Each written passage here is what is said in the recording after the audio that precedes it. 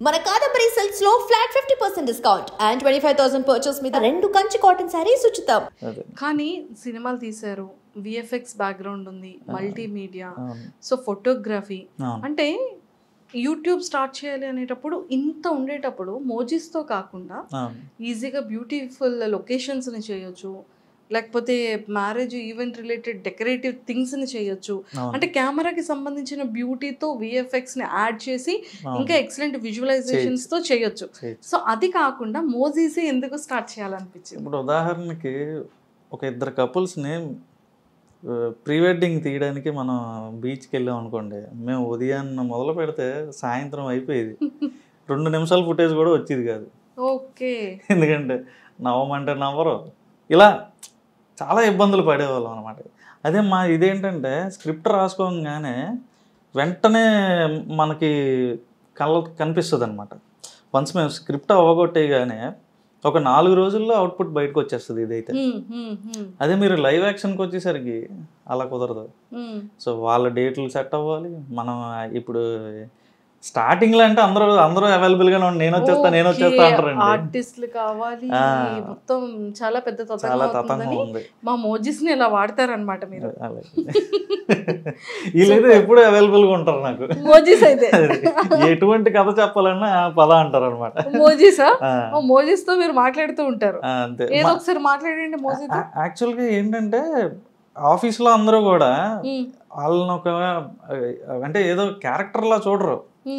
అనే మధుగాడితో ఇలా చేపిద్దాం, మహేష్ గారితో ఇలా డైలాగ్ చెప్పిద్దాం, ఇప్పుడు సరదా సుబ్బారావు అంకుల్ వస్తాడు, ఇప్పుడు నాన్న వస్తాడు, అమ్మ వస్తాడు అని చెప్పి అంటే ఇలా ఆ క్యారెక్టర్స్ ని మా వాళ్ళు ఓన్ చేసేసుకుంటారు అనమాట. సో అనే పండగ వస్తుంది కదా, మధుగాడు ఇలా చేస్తే ఎలా ఉంటది అంటారు అని వాళ్ళే నాకు ఓన్ చేసుకొని సజెషన్స్ ఇస్తారు. ఓకే, అంటే ఈ సీరియస్ గా స్టార్ట్ చేసిన ఫిల్మ్ మోజీ 2020లో 2018లో స్టార్ట్ అయింది. 1 year ఆపేసాం.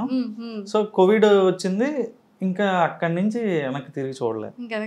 అందరూ బయటికి వెళ్ళాల్సిన అవసరం లేదు, ఇంట్లో ఉండి చేయాలి. దీన్ని మోజీస్ ఎలాగా యూజ్ అయ్యారు మీకు? సో మోజీస్ కి పార్టీ ఇచ్చారా మీరు? మేము చేసుకొని స్వాహా. సూపర్ అండి. నిజంగానే చాలా బ్యూటీ థింగ్ ఏంటి అంటే స్క్రిప్ట్స్ నిజంగా ఒక పర్సన్స్ చెప్తే వాళ్ళ డేట్స్, వాళ్ళ టైమ్స్, వెయిటింగ్స్, ఎడిటింగ్, అవుట్పుట్ వాళ్ళకి నచ్చింది, వాళ్ళ ఈ తతంగాలన్నీ ఉంటాయి. సో మోజీస్కి మీరు ఎస్ అంటే ఎస్, నో అంటే నో, కూర్చో అంటే కూర్చో, కమ్ అంటే కమ్, టైంతో సంబంధం లేదు, స్క్రిప్ట్తో సంబంధం లేదు, ఏం చెప్పినా వింటుంది మోజీ. సూపర్. మీకు ఇన్ని మోజీస్ని యూజ్ చేస్తూ ఉంటారు కదా, సో మీ ఫేవరెట్ మోజీ ఏంటి? మాకు ఎక్స్ప్రెషన్తో చెప్పాలి, చూపించాలి. ఆబ్వియస్గా మిడిల్ క్లాస్ మధువే. Middle class Madhu. సూపర్. ఈ మిడిల్ క్లాస్ మధు అన్న టైటిల్ ఎందుకండి వచ్చింది? అంటే లైక్ మన లైఫ్ స్టైల్లో ఏదో ఒక చిన్న కార్నర్ అంటే ప్రాసనే పట్టుకున్నా అండి అంతే. అంటే నేను ఎక్కువ రాసే డైలాగుల్లో ఎక్కువ ప్రాస ఉంటుంది అనమాట. సో ఒక స్టార్టింగ్ అంటే పదాలు మళ్ళీ రిపీట్ అవుతూ ఉంటాయి అనమాట. ఇప్పుడు పాతో స్టార్ట్ అయితే మళ్ళీ పాత అంటే వేరే పదం రావడం, ఇలా ప్రాస ఎక్కువ ఉంటుంది. మనకు తెలుగులో ఉండే బ్యూటీ అదేనండి. సో ఎక్కువ అంటే ఒక అక్షరంతో చాలా రాయొచ్చు అనమాట.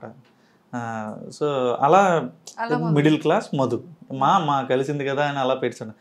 సో మాదాపూర్ మహేష్, మచ్చలేని మహేష్, మేకు చుట్టూ మహేష్, సో ఇలా సరదా సుబ్బారావు, సో ఇలా అనమాట. సో ఇలా పేర్లన్నీ ఇవే. సో అలా కొంచెం నాకు తెలిసిన మిడిమిడి జ్ఞానంతో పెట్టా, కానీ అవి చాలా పెద్ద పాపులర్ అయ్యాయి. అండ్ స్క్రిప్ట్ రైటింగ్ కూడా చాలా ఇంపార్టెంట్ అండి. ఖచ్చితంగా కదా. ఒకటి ఇంత మనం మోజీస్ని అట్రాక్టివ్ చేయాలి అన్నా మనం అడల్ట్స్ పెద్దవాళ్ళం, కానీ పిల్లల మైండ్కి తగ్గట్టుగా పిల్లల్ని అట్రాక్ట్ చేసే విధంగా, అలాగే పెద్దవాళ్ళని అట్రాక్ట్ చేసే విధంగా మెసేజ్ ఓరియంటెడ్గా చేయడం అనేది వెరీ బిగ్ టాస్క్ అసలు కదా. సో పిల్లలు దానికి వచ్చేసేటప్పటికి పిల్లలది ఎలా చేస్తారు, పెద్దవాళ్ళ దగ్గరికి వచ్చేటప్పటికి అది ఎలా ప్రిపేర్ చేసుకుంటారు స్క్రిప్ట్ని? సో బేసిక్గా క్యారెక్టర్స్ వైజ్ మీరు ఎవరైనా డైరెక్ట్గా దీన్ని చూస్తే వాయిస్ వినకుండా, అంటే వాళ్ళు ఏం మాట్లాడుతున్నారు అనేది వినకుండా చూస్తే చిన్నపిల్లలు ఎందుకు చూస్తున్నారా అంటారు. అది వింటే అర్థమవుతుంది పెద్దలకు కూడా సంబంధించిందే ఇది అని. అది విన్నంత వరకు కూడా నేను చూడండి అనేస్తారు చాలామంది. నేను ఎక్స్పీరియన్స్ చేశాను దాన్ని. సో అది విన్న తర్వాత ఇదవుతుంది అనమాట. చాలా న్యాచురల్ సంభాషణలు ఉంటాయి అందులో. సో మధుని రోజు వాళ్ళ నాన్న కొట్టేస్తూ ఉంటాడు అనమాట. బండి మీద ఎవరే అంటాడు సార్, ఉదాహరణకి ఒరే ఏదో సార్ ఏదో చూసుకోకుండా చేయి తగిలింది, నువ్వు ఏదో ఫీల్ అవ్వకుండా అంటే, నాన్నగారు ఇంక మీరు నన్ను కొట్టడం తగ్గించాలండి, ఇంకా ఇంత నాకు 18 ఏళ్ళు వచ్చిన తర్వాత కూడా ఇంకా అలాగా నన్ను కొడితే ఎలాగండి అనేసి ఒక డైలాగ్ ఉంటుంది అనమాట. మీకు ఆ క్లిప్ పంపిస్తాను నేను. సో అలాంటివి చాలా అనమాట. సో అంటే నేను మిమ్మల్ని గుద్దీసి ఏదో సరదా తగిలిందంటే మీరు ఊరుకుంటారేటి, సో ఇలా మాట్లాడుతుంటారు వాళ్ళ నాన్నతో, ఎర్రెత్తిస్తుంటాడు అనమాట. సో అవన్నీ జనాలకి బాగా నచ్చుతుంది. అంటే బేసిక్ గా ఒక రియల్ గా ఫ్యామిలీలో జరిగే ఇన్సిడెంట్స్ బేస్డ్ ఆన్ చేసుకుని మీరు ఇందులో పెట్టడం జరుగుతుంది ప్రతిదీ. సో ఇలా ఇన్ని ఇయర్స్ నుంచి, అంటే ఆల్మోస్ట్ 5 years నుంచి చేస్తున్నారు కదా, 6 years అయిపోతుంది. సో 6 years నుండి కంటిన్యూ చేస్తున్నారు కదా, మీకు రిలేటెడ్ గా ఇది మీకు సంబంధించిన స్టోరీ ఏదైనా ఉందా? 100% ఉంటుంది. 100% 80% నా స్టోరీసే ఉంటాయి ఇందులో. ఇంకొంచెం ఎగ్జాగరేట్ చేస్తాం అనమాట. ఇప్పుడు ఫర్ ఎగ్జాంపుల్ టైట్ ప్యాంట్ అని ఒక ఎపిసోడ్ ఉంటుందండి. అందులో టైట్ ప్యాంట్లో ఏం చేస్తారంటే, పక్కింటి ఆంటీ ఎందుకంటే ఒక 2 తీగలు కట్టుకోవడం, ఇద్దరం కలిసి ఒకటే తీగ కడదాం అంటది ఆవిడ. ఈడి ప్యాంట్లు వాళ్ళ కొడుకు ప్యాంట్లు ఇద్దరు కలిసి ఒకటే తీగ మీద ఆరేస్తారు అనమాట. ఈడి ప్యాంట్ పట్టుకెళ్ళిపోద్ది ఆవిడ ఇంట్లోకి. ఈడు ఈవినింగ్ అయితే ఒక ఈవెంట్కి వెళ్ళాలి, ఆడి దగ్గర ఉన్నంత ఒకటే బ్లాక్ ప్యాంట్. ఆవిడ తాళం మీద సినిమాకి వెళ్ళిపోద్ది ఆవిడ. సో అలా అంటే అన్ని జరిగినవే. మనం ఎగిరిపోయి పక్కింట్లో పడిపోవడం, వాళ్ళు ఇల్లు తాళం వేసుకుని బయటకు వెళ్ళిపోతే ఏం వేసుకోవాలి నేను ఫంక్షన్కి. వీడు ఒక అమ్మాయి దగ్గర స్టంట్ కొట్టడానికి వెళ్దాం అనుకుంటాడు అనమాట. అయ్యి ఎగ్జాగరేషన్స్. సో అలా చాలా న్యాచురల్గా మన చుట్టూ జరిగే ఇన్సిడెంట్స్ని మనం ఇది చేస్తూ ఉంటాం అనమాట. కాదు, మోసెస్ అన్ని సాఫ్ట్ హెయిర్, తర్వాత ఇలాగా స్పైక్స్ వచ్చిన అన్ని పెడుతున్నారు. కర్లీ హెయిర్ మోజీ లేదా మీ దాంట్లో? పెట్టుకోవచ్చండి. ఇంట్రడ్యూస్ చేయండి మంజుష. నో. సో ఏదైనా అలా ఏదైనా వచ్చిన మాతో వచ్చినటువంటి మంచి పేరుతో కర్లీ హెయిర్ తో ఉన్న మోజీ ఒకటి ఇంట్రడ్యూస్ చేయండి. డబ్బింగ్ కావాలంటే నేను పంపిస్తూ ఉంటాను మీకు. సూపర్. సో ఫైనల్గా సో నా పేరుతో, మంజుష అన్న పేరుతో ముందుకు ఏదైనా ఒక మంచి టైటిల్తో నన్ను కూడా ఇంట్రడ్యూస్ చేయండి. కానీ ఆ మోజీకి కర్లీ హెయిరే ఉండాలి, ఓకేనా? దాన్ని ఫేమస్ చేసి అప్పుడు నేను ఇంటర్వ్యూ చేస్తాను మిమ్మల్ని. అబ్బాయి ఎలాగైనా ఫేమస్ అవ్వచ్చేమో, నేను చూద్దాం. మీరు ఫేమస్ అండి, నాకన్నా ఫేమస్ అండి. నేను తెలియని వాళ్ళకి కూడా మీరు తెలుసు కదా, చాలా ఇంటర్వ్యూలు చేశారు కదా. Thank you. సో మొత్తానికైతే స్క్రిప్ట్ని అంటే రియాలిటీగా జరిగినటువంటి వాటిని చేస్తున్నారు. ఇప్పుడు ఫిల్మీ మోజ్ నెక్స్ట్ స్టెప్ ఏంటి? నెక్స్ట్ ఇప్పుడు మిడిల్ క్లాస్ అది ఎప్పుడు జరుగుతూ ఉంటుందండి. మనకి వైబ్ మ్యాచ్ అవ్వకపోతే మార్చేస్తూ ఉంటాం. వైబ్ ఉంది, అమ్మో ఈ సాంగ్ మీకు సెట్ అయింది. వైబ్ అంటే కథకి. సో కొంచెం ఇక్కడే ఉండి ఇంకా ఒక్కొక్కసారి మనకి రైటర్స్ బ్లాక్ వస్తుంది, ఒక 4 రోజులు ఏం తట్టదు. సో అలాంటప్పుడు ఏదైనా ప్లేస్ మారితే బాగుంటుంది అని చెప్పి అనిపిస్తుంటుంది మైండ్కి. సో కొత్త ప్లేస్కి వెళ్ళంగానే అందరూ ప్లేస్ మార్చాడంటే ఏదో ఓడబొడిచేస్తాడని చూస్తుంటారు కదా మన వైపు. సో తెలియకుండానే మనలో ఒక కొత్త రిఫ్రెష్మెంట్ వస్తుంది. ఎక్కడో దూరంగా పారిపోకుండా నేను ఊర్లోనే వేరే ఇళ్ళకి పారిపోతుంటాను అనమాట. అది అలా మారుస్తుంటాను. నిజంగా అంటే మంచి థాట్ అంతా బాగుందండి.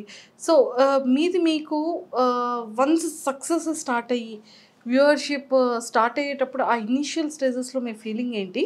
అండ్ ఇనీషియల్గా మీరు స్టార్ట్ చేసేటప్పుడు ఎంత ఇన్కమ్తో స్టార్ట్ అయింది? సో బేసిక్గా ఇది స్టార్ట్ చేసింది కార్తిక్ చిర్రా అని. సో ఏదైనా అంటే 5 సంవత్సరాలు 6 సంవత్సరాలు ఇప్పుడు అవుతుంది. ఇంతకాలం దీన్ని ఇలాగా ఇదే లెగసీతో ముందుకు నడిపించడానికి కారణం అయితే అతనే. సో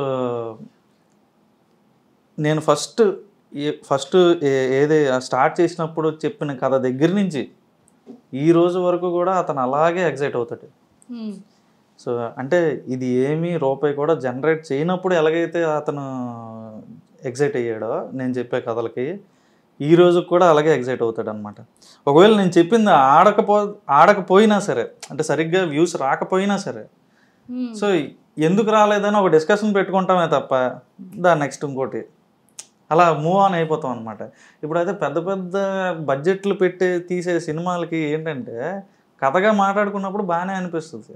సో అది ఫైనాన్సర్లని, అదేని ఆర్టిస్ట్ డేట్లని, ఇలా మల్టిపుల్ ఇవి వచ్చేసరికి అవి ఎక్కడో దగ్గర నలిగిపోతుంది కదా.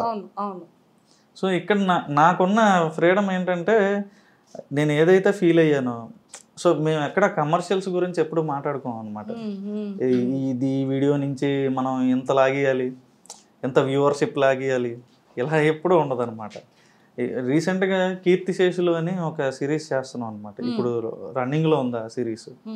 అది కేవలం ఏంటంటే చనిపోయిన తర్వాత ఎలా ఉంటుంది అని చెప్పడమే. యాక్చువల్గా మాది కామెడీని మెయిన్ టార్గెట్ కింద చేస్తాం అనమాట. దాన్ని కూడా జనాలకు చెప్పాలి. దాన్ని కూడా ఇప్పుడు పున్నమి నరకం నుంచి ఎలా తండ్రిని తప్పించాలనే కాన్సెప్ట్ అది అనమాట. సో అలాంటి విషయాన్ని కూడా మనం చెప్పాలి. సో చాలామంది చనిపోయిన తర్వాత గురించి మాట్లాడడానికి ఇష్టపడరు. ఏం చెప్పడం, చివరి కోరిక ఏంటి, నేను చనిపోయిన తర్వాత నాది ఇలా చేయరా అలా చేయరా అని ఎవరు చెప్పుకోరు. కానీ చెయ్యాల్సింది పిల్లలే. కానీ పెద్దవాళ్ళు ఎవరో దాన్ని మాట్లాడడానికి కూడా ఇష్టపడరు. కానీ అల్టిమేట్ ట్రూత్ ఏంటి, మనిషి ఎప్పటికైనా కాలం చేయాల్సిందే కదా. సో అలాంటి దాన్ని కూడా మనం అంటే పిల్లల దగ్గర నుంచి పెద్దవాళ్ళ వరకు అందరికీ అర్థమయ్యే విధంగా మనం దాన్ని చెప్తున్నాం అన్నమాట. అవేర్నెస్ తీసుకొస్తున్నాం, ప్రతి ఒక్కరికి తెలిసి అదనమాట. సూపర్ అండి. And for more videos, please subscribe to iDream. Please subscribe to iDream. Please subscribe iDream. And please subscribe to iDream. For more videos, subscribe to iDream. please like, share and subscribe to the channel. Congratulations, iDream. Subscribe to iDream. Subscribe to iDream. So subscribe to iDream Media. iDream team andarki huge congratulations. Please subscribe iDream Media. Please subscribe to iDream. Subscribe iDream. Please subscribe to iDream. iDream అంటే నా కళల ఛానల్ను subscribe చేసుకున్న నోరు తిరుగుతలేదు, మీరైతే గంట గుర్తు కొట్టండి. For more such videos, please subscribe to iDream. Subscribe to iDream. Please subscribe to iDream. Please subscribe iDream Media. Please do subscribe to iDream. Please subscribe to iDream Media. For best entertainment and information, please subscribe iDream. And don't forget to subscribe to iDream.